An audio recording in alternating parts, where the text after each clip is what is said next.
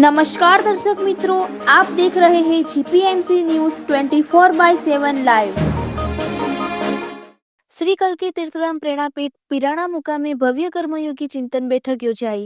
5મી જાન્યુઆરીને રવિવારના રોજ કલ્કી તીર્થધામ પ્રેરણાપીઠમાં શ્રી નિષ્કલંકી નારાયણ સત્સંગ હોલમાં શ્રીમાન અબજીભાઈ દોડુના પ્રમુખ પદે સવારે 8 થી સાંજના 5 સુધી કર્મયોગી ચિંતન બેઠક યોજાઈ, જેમાં સમગ્ર ગુજરાત અને નાસિક, પુના, બેંગ્લોર, કોલ્હાપુર, ધાનોરા, મુંબઈ, કચ્છ અને રાજસ્થાનથી મોટી સંખ્યામાં કર્મયોગીઓ ઉપસ્થિત રહ્યા હતા. સુંદર મજાની પ્રાર્થનાથી શરૂ થયેલી બેઠક સ્વાગત અભિવાદન ટ્રસ્ટી શ્રી પ્રવીણભાઈ પટેલ દ્વારા તથા સંસ્થાકીય તમામ માળખું અને સુવિધાઓની સમજ ટ્રસ્ટી શ્રી પુરુષોત્તમભાઈ પટેલ દ્વારા આપવામાં આવેલ. ચિંતન બેઠક શા માટે તેની વિસ્તૃત સમજ યુવાન, કર્મઠ અને કર્મશીલ અને સમર્પિત ટ્રસ્ટી શ્રી હર્ષદભાઈ પટેલ દ્વારા આપવામાં આવેલ. તીર્થધામ પ્રેરણાપીઠની નામના આજે જન અને મન સુધી પહોંચી છે, પણ તેને વિશ્વ ફલક ઉપર લઈ જવા માટે શ્રી હર્ષદભાઈ પટેલની ટીમ દ્વારા જુદા જુદા 9 વિભાગો બનાવી કન્વીનર તથા સદસ્યની નોંધ કરી અને કામગીરીની વહેંચણી કરવામાં આવેલ, જેમાં સોશિયલ મીડિયા પ્રકાશન સંપાદન જીતેન્દ્રભાઈ પારસિયા બેંગ્લોર, સંસ્થા જાળવણી આકૃતિ બાંધકામ અને વિકાસ જયંતિભાઈ ચોપડા મુંબઈ, સતપંથ વિકાસ વિસ્તાર અતિથિ સત્કાર શૈલેષભાઈ પટેલ પાલડીલાટ, પ્રદર્શન ઉત્સવ ઉજવણી સંકેતભાઈ પટેલ પાલડીલાટ, ગૌશાળા પ્રાકૃતિક ખેતી રતિલાલ શેઠિયા ભુજ, કાનૂની સલાહ એડવોકેટ શ્રી એસ.કે. પટેલ અમદાવાદ, મંદિર પૂજા સ્થાન ટ્રસ્ટી શ્રી જયંતિભાઈ પટેલ વડોદરા, સેવા પ્રકલ્પ આરોગ્ય આશિષભાઈ અંધારિયા ભાવનગર, યુવા સંગઠન અને રમતગમત જીતુભાઈ પટેલ પાલડીલાટ, જુદા જુદા 9 વિભાગના કન્વીનરો અને સદસ્યો ભેગા મળી આગામી સમયમાં કઈ રીતે કામ કરીશું તેનું પ્રેઝન્ટેશન રજૂ કરીને તેના માટેનો રોડમેપ બનાવી ટ્રસ્ટી શ્રી હર્ષદભાઈને આપવામાં આવેલ. એડવોકેટ શ્રી એસ.કે. પટેલ, શ્રી રમેશભાઈ રામજીયાણી, જ્યોતિ હાઈસ્કૂલ ખેડબ્રહ્માના આચાર્ય શ્રી સુરેશભાઈ એસ. પટેલ, પૂર્વ લાઇબ્રેરિયન નરેશભાઈ પટેલ દ્વારા મુક્ત વિચારો રજૂ કરવામાં આવેલ. પ્રેરણાપીઠ પીઠાધીશ્વર જગતગુરુ જ્ઞાનેશ્વર દેવાચાર્યજી મહારાજે આશીર્વાદ આપતા જણાવ્યું કે આપણે સંયુક્ત હોઈશું તો મેળવીશું અને વિભક્ત હોઈશું તો ગુમાવીશું. માટે સૌ સાથે મળીને કાર્ય કરીશું તો કલ્કીધામ પ્રેરણાપીઠનું નામ વિશ્વ ફલક ઉપર જતા કોઈ રોકી શકશે નહીં. અધ્યક્ષ સ્થાનેથી શ્રી અબજીભાઈ દોડુએ 9 સમિતિના કન્વીનરોને જણાવેલ કે તમને કંઈ પણ સમસ્યા હોય તો તેનું ત્વરિત નિરાકરણ લાવવામાં આવશે. અખિલ ભારતીય સનાતન સતપંથ મહિલા સંઘના મહામંત્રી શ્રીમતી અંજુબેન અશોકભાઈ પટેલે પણ પોતાના પ્રતિભાવો રજૂ કર્યા હતા. સમગ્ર કાર્યક્રમને સફળ બનાવવા માટે ચેતન ભગત, સચિનભાઈ પટેલ અને ટ્રસ્ટી શ્રી હર્ષદભાઈ પટેલ તેમજ તેમની ટીમ દ્વારા ભારે મહેનત કરવામાં આવેલ. સમગ્ર કાર્યક્રમનું સુંદર સંચાલન ગુરુકુળના પ્રિન્સિપાલ શ્રી શાંતિલાલ એમ પટેલ દ્વારા કરવામાં આવેલ. અહેવાલ સુરેશભાઈ પટેલ, પ્રિન્સિપલ સંત શ્રી નથુરામ બાપા, જ્યોતિ વિદ્યાલય ખેડબ્રહ્મા, જીપીએમસી ન્યૂઝ 24/7 લાઈવ.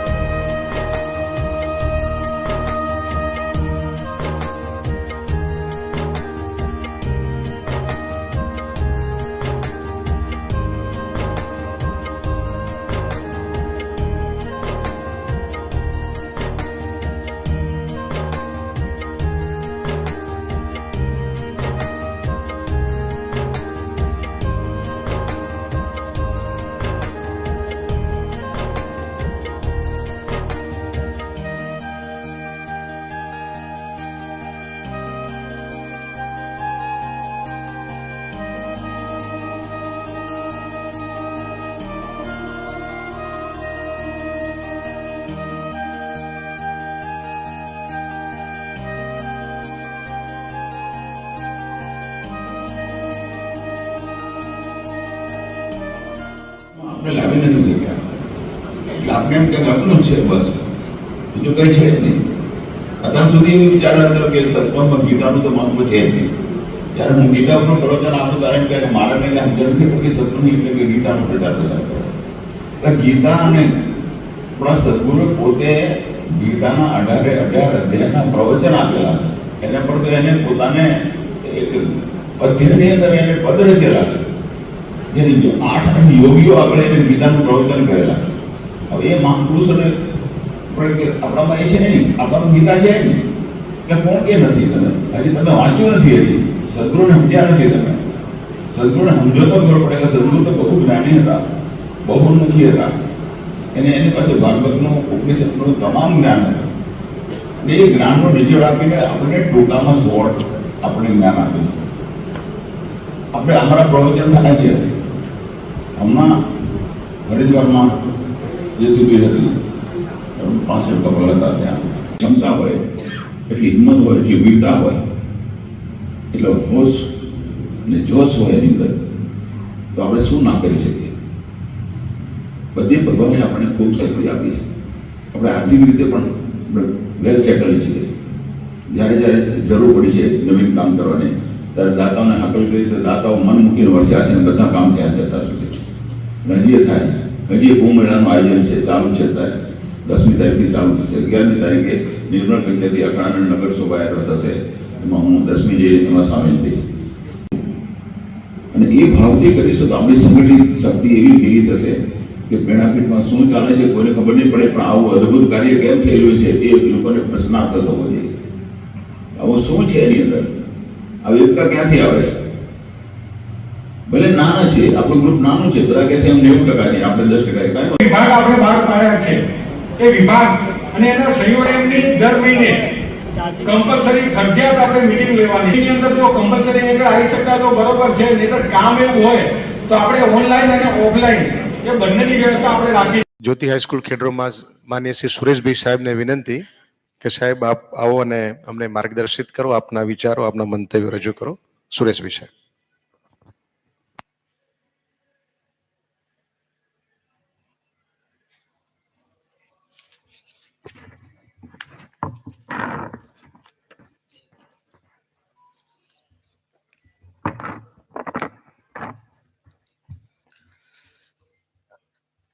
આદરણીય સમારંભ અધ્યક્ષ શ્રી અને સૌ કર્મઠ, કર્મશીલ, કર્મયોગી, ભાવભક્તિ અને શ્રદ્ધા સાથે નિષ્ઠાપૂર્વક આવેલા સમગ્ર ભારત વર્ષમાંથી વડીલો, યુવાનો, બહેનો, પીરાણાથી શરૂ થયેલી યાત્રા પ્રેરણાપીઠ સુધી પહોંચી અને અત્યારે શ્રી કલ્કી તીર્થધામ પ્રેરણાપીઠ પીરાણા સુધી પહોંચી છે. અગાઉ વ્યવસ્થાતંત્ર સમયાનુસાર ચાલતું હતું, પણ સાચા અર્થમાં કરશનદાસજી મહારાજ આવ્યા, કૃષ્ણ, અને અત્યારે જ્ઞાનેશ્વર દેવાચાર્યજી મહારાજ એટલે જ્ઞાન. કૃષ્ણથી શરૂ થયેલી યાત્રા અત્યારે જ્ઞાન સુધી પહોંચી છે. વેર નોલેજ ઇઝ ધ પાવર. જે જ્ઞાન છે એ જ સાચી શક્તિ છે. અહીંયા બેઠા બેઠા જે વાતો થઈ એમાંથી હર્ષદે સરસ બુક આપી છે, એમાં થોડી નોંધ કરી. કર્મયોગી, કર્મનું એસકે સાહેબે વાત કરી, પ્રમુખ સાહેબે વાત કરી, અને ટ્રસ્ટી શ્રી પ્રવીણભાઈ કે જે નિપુણ હોય એને પ્રવીણ કહેવાય. ત્યાર પછી પુરુષોત્તમ આવ્યો, પુરુષોત્તમ ઉત્તમ હોય ને પુરુષોત્તમ કહેવાય. અને હર્ષદ, સહર્ષ, હર્ષ, આનંદ, હંમેશા હસતા રહીને બધાની સાથે ચાલતા હોય એને હર્ષદ કહેવાય. બેટા સલામ છે. નિજાનંદ વકીલ સાહેબે કહ્યું કે જેને દરેકમાં કંઈક ને કંઈક હુનર, શક્તિ, સ્કિલ પડેલી છે. મારામાં કઈ સ્કિલ છે મને ખબર છે, તો એ પ્રમાણે ફિટ થવાની વાત છે. બહુ જ સાચી વાત છે. સાયકલથી શરૂ થયેલી યાત્રા સાહેબ બુલેટ ટ્રેન સુધી પહોંચી છે. એમાં આપણે ક્યાં છીએ? હું ક્યાં ફિટ થઈશ એ નક્કી આપણે કરવાનું છે. એક લક્ષ્ય છે. શ્રદ્ધા કેરો દીપક મારો કદીએ ન ઓલવાજો, જીવન અંજલિ થાજો, મારું જીવન અંજલિ થાજો. એ સાચી શ્રદ્ધા સાથે, એક સાચા લક્ષ્ય સાથે, લક્ષ્ય તેરા ઓજલ હો ન પાए તું કદમ મિલાકર ચલ, સફળતા તેરે કદમો ચૂમેગી આજ નહીં તો કલ. પણ એ વિશ્વાસ ભાવ હોવો જરૂરી છે દરેકની અંદર.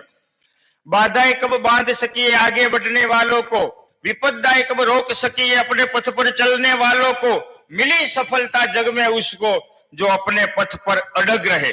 सत्यना पंथ ઉપર ચાલવા વાળા આપણે છીએ બધા જ. સતપંથ સાચા પંથ ઉપર ચાલીએ છીએ. હાથી ચાલ્યો જાય, કૂતરા ભસે, કોઈ ફરક પડતો નથી. પોતે પોતાની મોજમાં ચાલ્યો જાય છે. ક્યાં હતા ને ક્યાં પહોંચ્યા છીએ એ તમને ને મને બધાને ખબર છે. નાના હતા, પાંચમામાં ભણતો તો ત્યારે મારા બાપુજી મને આંગળી પકડીને પીરાણા આપણી બસમાં લઈ આવતા. ક્યાં રસ્તા હતા, આજે 4 લેન રસ્તો થઈ ગયો છે. જુઓ તો ખરા કેટલી ક્રાંતિ આપણામાં થઈ છે. તો આપણે હમણાં જ 3 દિવસ પહેલા પૂર્વ પ્રધાનમંત્રી માનનીય વાજપેયી સાહેબનો જન્મદિવસ ગયો. એમને એક સરસ કવિતા લખી છે, આપણને પ્રેરણા મળે એવી કવિતા છે. कदम मिलाकर चलना होगा उजियारे में अंधकार में, कल कछार में, बीच धार में, मझधार में, पुनित प्यार में, घोर धुणा में, सुख में दुख में, दिन में रात में, सबके साथ कदम मिलाकर चलना होगा.